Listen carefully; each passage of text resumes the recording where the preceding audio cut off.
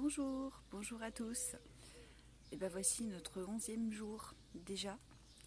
Et je suis dehors. Et il pleut. Et j'adore. Et j'adore le bruit de la pluie. J'adore la nature qui se réveille. Pour le moment, moi, personne n'est levé dans la maison, donc c'est super calme aussi. C'est mon petit moment pour moi, et puis c'est mon petit moment avec vous. Et aujourd'hui, j'avais envie de vous partager une astuce que j'ai découvert il n'y a pas longtemps et que je commence à mettre en place et qui me fait du bien. C'est les listes. Alors, en fait, c'est tout simple. Je suis quelqu'un qui met énormément, qui a envie de faire énormément de choses dans la journée. Et du coup, je me surchargeais la tête et je me stressais de plus en plus en me disant ah, faut que je fasse ça, faut que je fasse ça, faut que je fasse ça, faut que je fasse ça. Et puis ça tournait dans ma tête et ça tournait dans ma tête, faut que je fasse ça, faut bien que je pense à faire ça aussi. Et, euh, et ensuite, j'ai pris la décision de faire des listes. Donc, j'étais devenue la reine des post-it. C'est-à-dire que, voilà, forcément, post-it pour la liste pour ci, post-it pour la lettre pour la liste pour ça, sauf qu'entre-temps, je perdais les post-it. Donc, du coup, rumination pour essayer de retrouver ce que j'avais écrit sur le post-it. Alors, sur le démarrage, le post-it me faisait du bien, parce que forcément, à partir du moment où vous écrivez sur un post-it ce qui se passe dans votre tête, ou vous écrivez tout court, et bien forcément, ça décharge votre tête. Donc du coup, il y a moins de stress puisqu'on a couché sur le papier ce qu'on voulait faire. Et en fait, la semaine dernière, j'en ai eu marre de mes post-it et j'ai pris un cahier. Alors c'est pas forcément super pratique d'avoir toujours sur soi un cahier, mais bon, pour moi c'était ce qui me parlait le plus. Et, euh, et j'ai commencé à faire mes listes sur le cahier, 2 colonnes, colonne travail, colonne maison, famille, et à écrire petit à petit au fur et à mesure que j'y pensais, clac, et à classer et à écrire sur mes listes. Comme ça me faisait mon listing des choses que j'avais à faire. Et puis, le gros avantage en fait de les écrire, c'est que à chaque fois qu'on réalise quelque chose, qu'est-ce qu'on fait? On barre ce qu'on a fait. Et du coup, ça devient concret. Et ça nous permet de faire, voilà, clac, clac, ça c'est fait, clac, clac, ça c'est fait. Et, euh, et dans mes émotions à moi, ça me faisait énormément de bien de voir que je brassais pas du vent et que j'avançais. Et puis surtout, le fait de le faire sur un cahier et non pas sur un post-it qu'on met à la poubelle à la fin de la journée, je me suis rendu compte d'une deuxième chose aussi.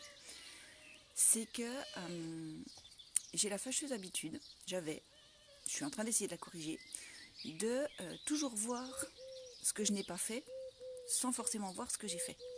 Donc, si je m'étais mis 20 lignes sur ma liste et que j'en avais réalisé 18, j'allais me flageller parce que j'avais pas réussi à faire les deux, mais sans me féliciter parce que j'avais fait les 18. Et le fait de tout écrire dans un cahier, et bien finalement, ça permet de voir ce qu'on a écrit pour la journée, ça permet de voir ce qu'on a rayé pour la journée, c'est beaucoup plus clair parce que ça permet de reporter pour le lendemain ce qu'il nous reste à faire. Et puis surtout, c'est hyper concret parce qu'on voit ce qui a été réalisé. Donc, ça rend fier parce qu'on se dit ah ouais, effectivement, j'ai pas fait ça, mais j'ai fait ça, j'ai fait ça, j'ai fait ça, j'ai fait ça. Et c'est aussi une petite technique que j'ai apprise il n'y a pas longtemps, le fait de toujours retourner la manière dont on présente les choses. Vous savez, on a l'habitude souvent de dire je prendrais bien des cours de danse. Ah ouais, mais j'ai pas le temps.